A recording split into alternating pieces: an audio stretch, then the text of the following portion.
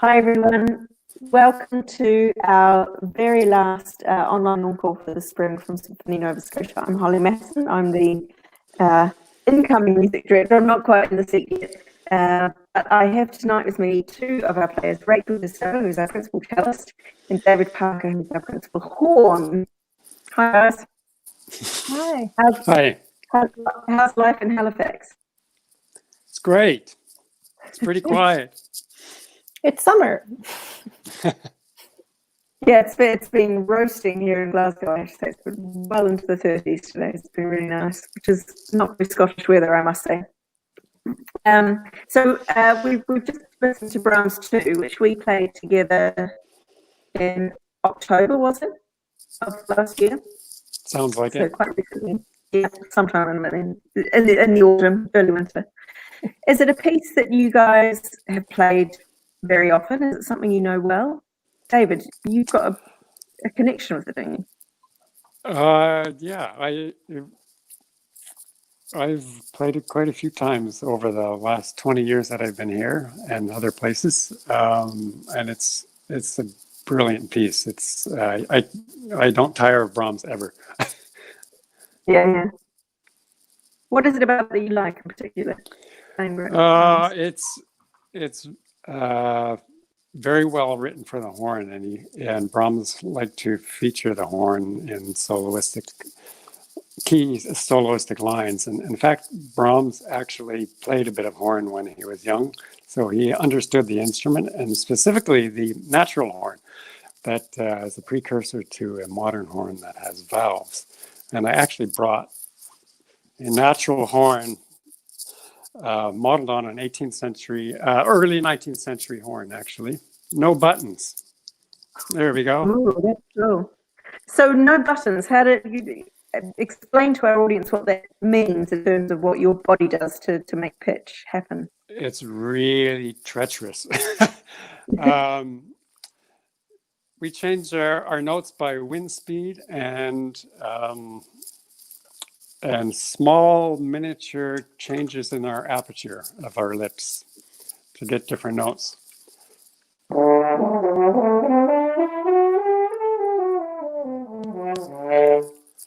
No buttons. It's interesting as well, isn't it? Because, and physicists in the audience will understand this, that the intonation is slightly different. Ya, la, da, da, da, da, la, la, la. That is the lead one that doesn't sound like it would on a piano, if you know what I mean.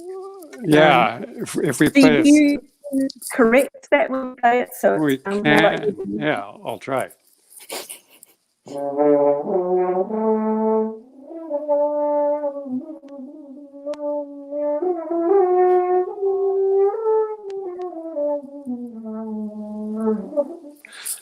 Anyway. Yeah, but the mixture of lips and a bit of hand stopping to change as well. Yeah, if I put my... We're all gone. Still there? We've still got you. I can't hear you.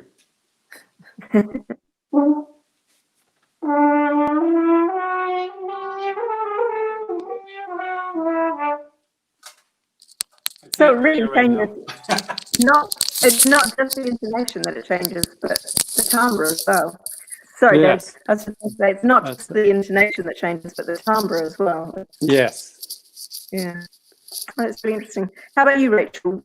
When it was premiered, would you have been playing in 1877 an instrument exactly like yours, or would it have been a little bit smaller, lighter? I think it would be pretty similar. I don't know exactly what year the cellos changed. I just took a course on Baroque cello, but that ended at 1740. So after that, I don't know. Yeah. No, but I think it was pretty similar, but probably not the steel strings we have these days. Probably the gut, sort of warm, adding to the warm bassiness of wonderful Brahms. Yeah, I think the gut strings, actually, I think they persisted a long time, even when string was available. A lot of, especially these kind of Germanic orchestras, they stuck with gut for a long time.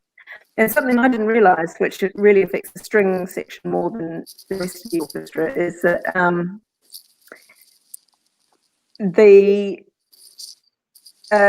Vienna had a surprisingly large string section at the time compared to other orchestras. So most of the time Brahms liked quite a small string section, more like what we would normally have for Mendelssohn or Mozart. But Vienna tended to have a bigger string section, more like 10, 12, 10 first and seconds, like we would normally have, and often double the winds to balance it out, which we don't do when we do it with a big string. So actually, it wouldn't have been such a huge string sound. And I'm thinking about that amazing, the beginning of the second movement, when the cellos have the most phenomenal section solo ever. What kind of sound do you try to get during that? It's funny you talk about the size of the section, because that's sort of the thing that I was thinking about the most in reviewing this concert again, is that, you know, Symphony Nova Scotia is usually 4 cellos and 2 basses. And for this concert, we had 5 cellos and 3 basses. And just that one person in each section added so much. And for me, it really allows us in Brahms to be one unit of warmth. You know, and there's 4 people, it's just easier to sort of be divided. But with 5 people, it's one strong, rich character everyone can blend into. And I love the bass, of course. That's why I play the cello. And I always find it's a shame that most cello solos are on the A string, my least favorite string, the highest string. So it's always a high solo. But the way Brahms set that with the sharps in B major, it's like there's still a darkness and a vocal quality to that melody. So I don't mind that it's an excerpt. I've had to play it for 15 years. Do you get nervous about a section solo like that in the same way you would an individual solo? I think normally I would, but once again with 5, I just felt so supported, you know, just being at the front and having all my colleagues giving as good as I am, and, you know, and the fact that it is an excerpt, everyone knows it really well. So we're all like, all right, it's our solo, let's go, you know? So it felt good. Great. Yeah, nice. David, you have a massive solo at the end of the first movement going into the coda. Yes. Secret. There are a few solos, but it's glorious, and yeah, it's scary, but it's thrilling too, and just so beautiful and so well written by Brahms that it works. It sits really nicely, does it? It's a fun as well, because it's going into the coda, and for everyone listening along, normally a coda at the end of the movement is kind of like the composer's told you what the key is. They've said something else about it. They've gone a long way away from it in the development section. They've come back to it. And then coda is like saying, see, I told you so. This really is the key. But in this case, the horn kind of starts up this very strange thing, which then it almost starts up a weird little post-movement development section, and it starts leading us off into the wilderness again. And then there's just this beautiful moment where it kind of goes, no, it's all right. We're going to do that anyway. It's amazing, but it's quite an intriguing way to end a movement, to introduce quite varied material. I mean, it's all based on the original material, the original theme, but he kind of does something new with it, which is a bit weird. And also tempo-wise, it starts slower and there's that sort of stringendo into it. Right. And of course, we had never done it together, and we'd only ever done one concert together. When you're preparing that as a soloist and you have no idea what a conductor's going to do in terms of tempo, do you learn it in a few versions to be prepared, or just think this is what I'm going to play and you're just going to have to follow me? I prepare it for sure, but I have a set way that I like to do it, and you allowed me to do that, so thank you. I think it's really important. Yeah, I mean, I think it was genuine that way, but thank you for collaborating. Oh, pleasure. Well, it's kind of nice, actually, as a conductor, when someone else in the room has put the foot down about something artistic. It's like, oh, great, there's a shared responsibility, actually, to make these decisions. Right. And now I can think about how best to accommodate it, which is really nice.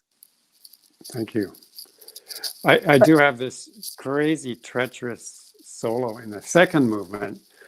It looks very innocent, but I'm in a strange key. I have to transpose a tritone. So that's one I have to memorize, because reading a tritone is as far away as you can get. Yeah. Do you want to talk to us a bit about transposition? Because some of the people listening might not understand what we mean by that. Sure. In all the Baroque, classical, and even early Romantic music, like Brahms, who liked the classical era,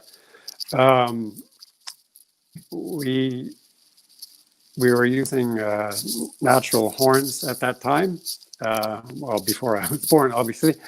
And if the piece changed key suddenly, the player would have to grab a crook, one of these little tubes, and quickly take one out to get the next entrance, because you can only get so many notes on a natural horn. So it can be dicey sometimes, and if in the concert you accidentally put in the wrong crook, you're out of luck. Yeah. But it's part of the fun too. I've never had it happen in concert, but I have had it in rehearsal where it's just been the moment where the horn player's kind of looking around going, I'm sure what am I doing wrong here? Yeah. Especially because music of that era, I mean, there's kind of no ambiguity about what the notes should be, especially, the horn with those crooks. There weren't a huge number of notes that it could be, Right. it's not chromatic writing.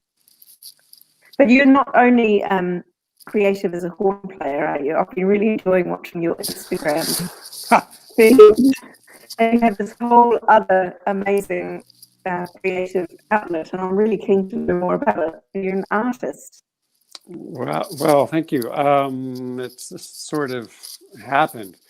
I can thank the pandemic for giving me time to do it, because it's something I've always wanted to do. I've had some artists in my family who I always admired, and my partner, who lives down the street, is coaching me, and I'm enjoying every minute of it. And I've actually been selling paintings without even trying. So if you want to look at my Instagram profile, it's David Parker Hornblower. They're really cool. Well, thank you. I'm glad you enjoy it. No, they're beautiful. Does it give you the same sort of expressive outlet as music, or is it quite a different experience? I think it's very similar, but one is sound and one is light. So they're very rewarding both ways. And Rachel, we emailed about this, and you said, no, I don't know anything interesting like that. But then all the way through lockdown, you've been the goddess of teaching everyone in the orchestra how to do all these online things, and you've been kind of really leading the way in how we adapt as an orchestra to working on the network to digital realm, which is not our native territory. But you've sort of embraced it and been hugely helpful. Was that something you already knew about, or did you just decide to? I knew a little bit. I had a former life in a string quartet, and we toured around, and I had fun making seriously ridiculous, silly videos. So I had started doing some video editing back then, and I just found it fun. And so I thought, this is a really great experience. One of the upsides of the pandemic is to have time to learn the new things that we want to learn. So I kind of dove deep into more audio than video. I'm visually challenged, but sort of audio production. I'm taking a course online for that. And then also nurturing my love of Baroque music, took an online Baroque class, and just having the time to really delve into those things that might be useful for in the future, but are just kind of fun for now. Yeah, I've been doing the same. For me, it's planting potatoes, but also, as someone who's always on tour, it's been amazing to be able to actually grow some vegetables. But the problem solver part of my brain, which is a big conductor, I suppose, trait, that we like nutting things out and fixing things and working things out. So I've been doing coding, computer programming, which I'd always had in the back of my mind as maybe that's the degree I could do. And I remember when I started university thinking, I could get into computing. Oh. I didn't, but so it's been really nice for me as well in the evenings. A couple of evenings a week, I take the time off to do some computer programming, which is really cool. And again, who knows what the arts are going to be in the next few years. So maybe it'll be useful, I don't know. We've got a few questions that have come in this evening through the various channels that people might be watching. And the first one is from Kim Harris. What does the joy feel like? And we think that might be in reference to something I said in the video beforehand, which I can't remember what I said. But I'm guessing it's about how joyful the music is and what a joy it is to perform. Kim, send me a message if I'm getting this wrong. And it's a funny thing. I don't know if it's the same for players. I suspect we have different experience in concerts because we have different stresses, different things to be worried about when we're playing. But definitely, I get more nervous in rehearsal than I do in performance, because once you're in performance, it's like I can certainly get in your way as players. I can totally ruin a concert quite easily as a conductor. But in terms of it going well, really, it's all the player's job. So as a conductor, you sort of just get to sit in the cockpit of the plane and enjoy the view a little bit more, which you don't get to in rehearsal. So that is truly joyful, but that goes for all repertoire. But for this piece, I think there's something so, I don't know, I think I said in the pre-concert talk when we did this, it's like a big musical hug. It's just like a big cuddle or a big fur coat or something. It's such happy, sunny kind of music. Do you guys enjoy performing? Do you feel things like joy, or is it just stress until the applause happens? I would say a little bit of both, but mostly joy. Nice. Oh, good. I'm pleased. You can never tell from where I'm sitting because everyone's concentrating so much. You don't know what people are doing. We don't always look at you, just saying. Yeah, I know. It's a problem as a conductor, actually. You get so paranoid. You see all the faces and think, oh, they must be angry at me. Oh, you sort of forget that. Probably don't even know your name. Like, they haven't even noticed who's conducting this week. But you personalise it all. There's another really great question here, which is, what is it like to do something classical like this on a program alongside We're Not Done Drumming by Laura Scroy and Rebecca Thomas, which was the first piece we did in this online Encore series. It was such a cool commission. I absolutely love playing it. And it's an interesting one because for people who didn't hear that, either in the online Encore or in concert, Rebecca Thomas, who is Halifax Poet Laureate and is a Mi'kmaq woman, a Mi'kmaq poet, and her poetry, she performed her poetry as part of the piece, and the piece was written in collaboration between her and a composer, Laura Scroy.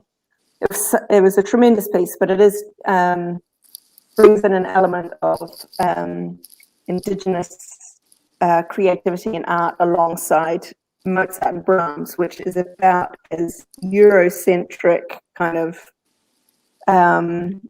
patriarchal, absolute run-of-the-mill as you can possibly get. And it was quite an interesting process because the orchestra, of course, talked about this with Rebecca, but also with Elder Billy, who also came in and gave us a blessing at the beginning of the concert and kind of supported what we were doing. And they actually liked that they were together because it's, and I feel this very strongly as a female conductor. Quite often I'll have orchestras come to me and say, well, we want to do a concert of women composers. And you think, and so we've got a woman conductor and we'll do them all together and it'll be a special festival all about women. And you think, oh, for goodness sake, we don't need to be a little sandpit on the side. It's such a shame often that our attempts to open up the music we do and the activity we do get siloed into these little sort of side pockets of special concerts. So for me, it's the greatest mark of respect to Rebecca and Laura, and to the history that Rebecca was talking to us about. We could do it along with these two big chonky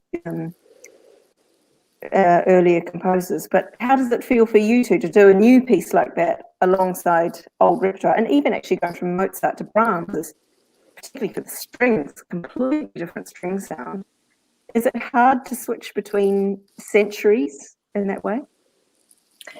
I would say we're pretty used to it. I think these days concerts are getting more and more broken up in terms of style, and that's a good thing in my opinion. It's great to have that much variety of types of expression and sound world on a concert, and I honestly didn't really notice that it was abnormal. I'm very used to there being contemporary piece on a program, and that one was actually very melodic. So it was. Yeah. It was this, I remember when we were playing it, because a lot of new music, often you really have to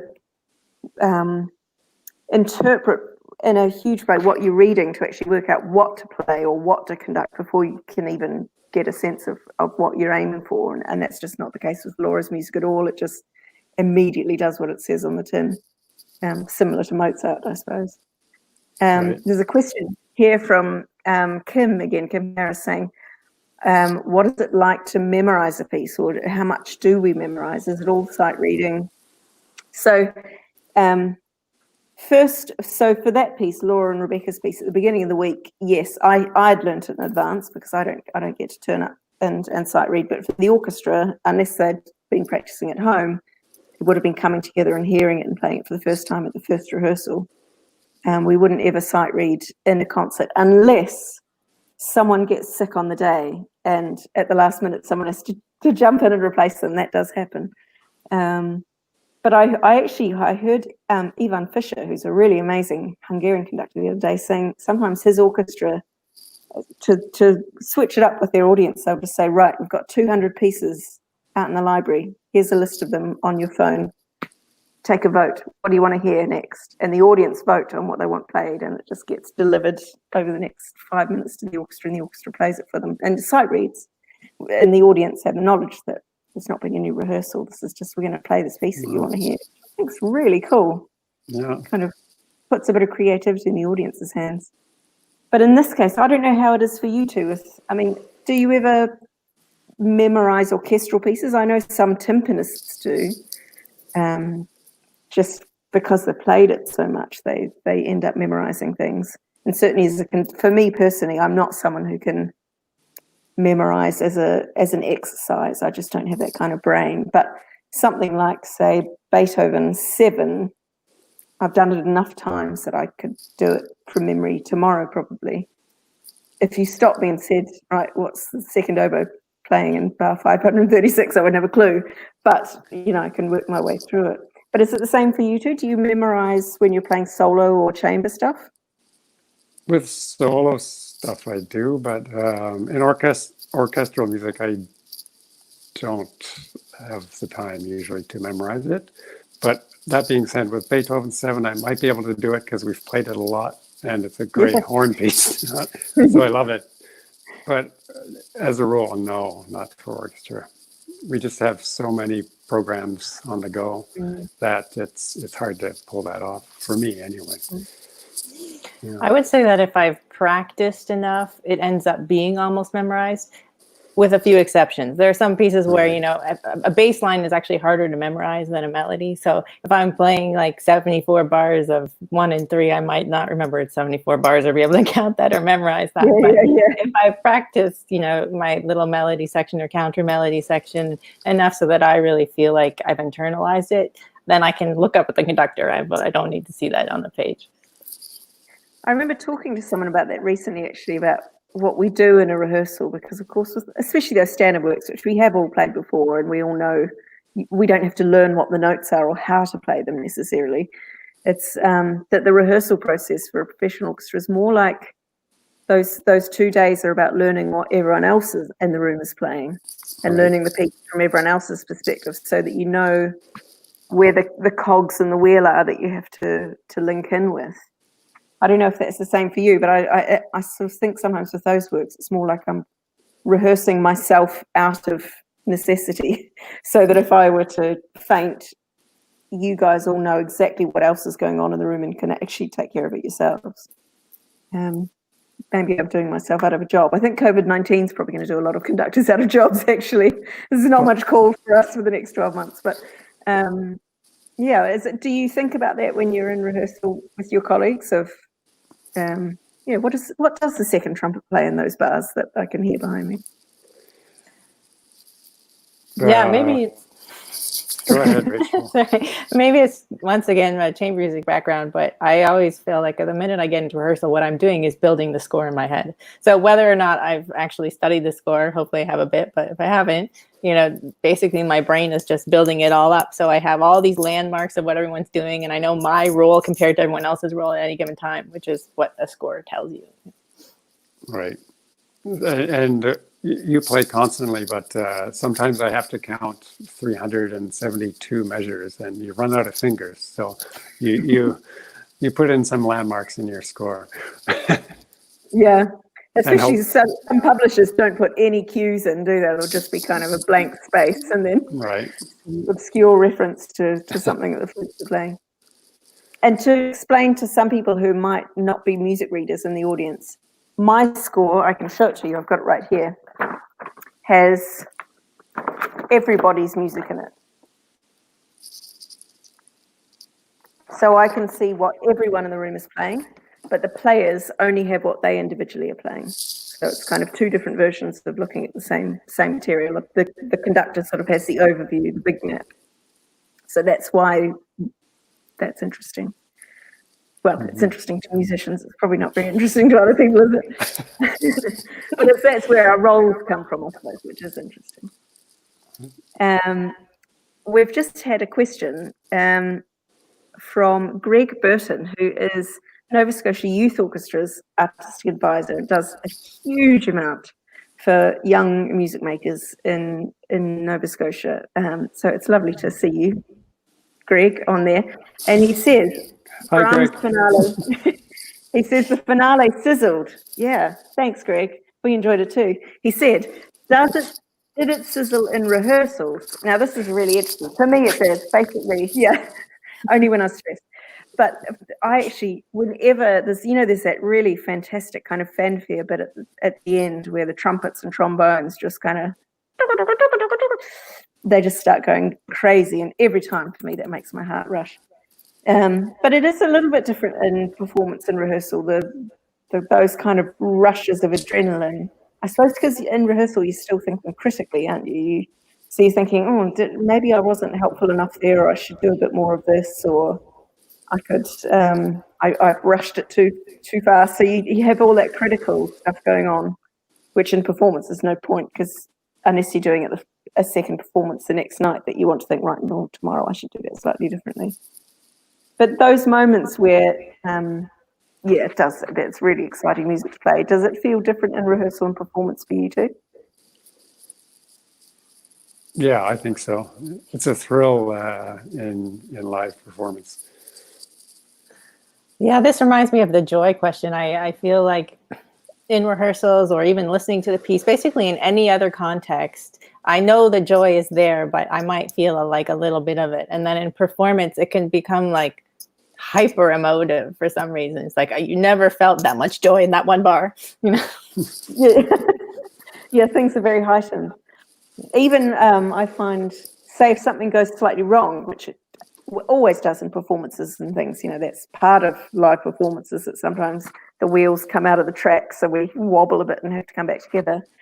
And I always feel like our brains go into some hyper mode of problem solving that would not be possible if we weren't performing. It's like some weird, all the antennae come out and we all know how to fix it without saying anything. Whereas if it was in rehearsal, it would fall to bits. It's very strange. I'd love to have probes attached to everyone's brains to see what happens in those moments. I remember doing the Rodriguez, that famous guitar concerto. And the third movement, that's the one. And the third movement's and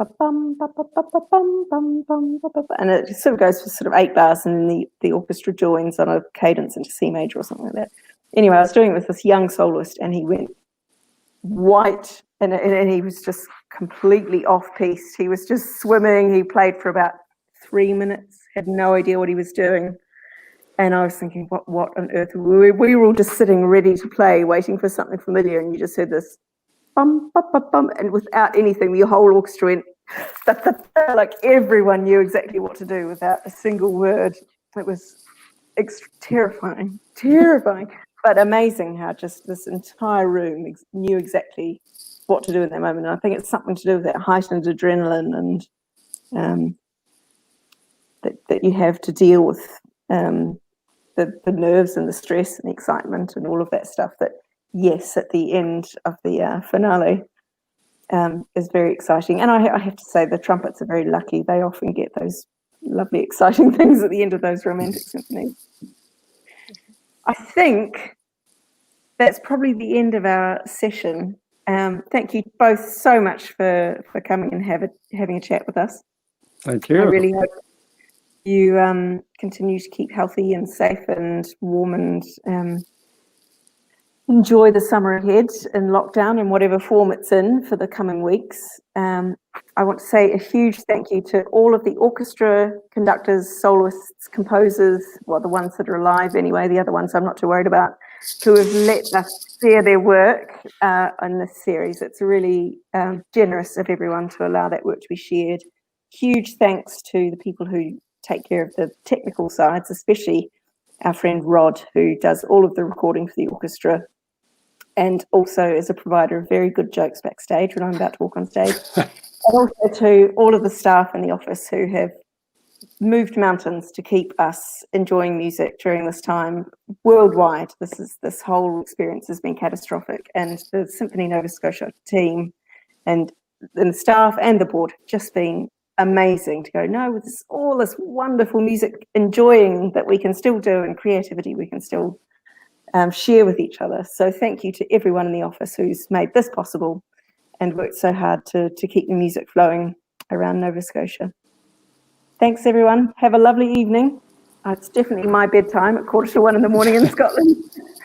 And, well, hopefully we'll see you all again soon. Thank you. See you soon. Thank you.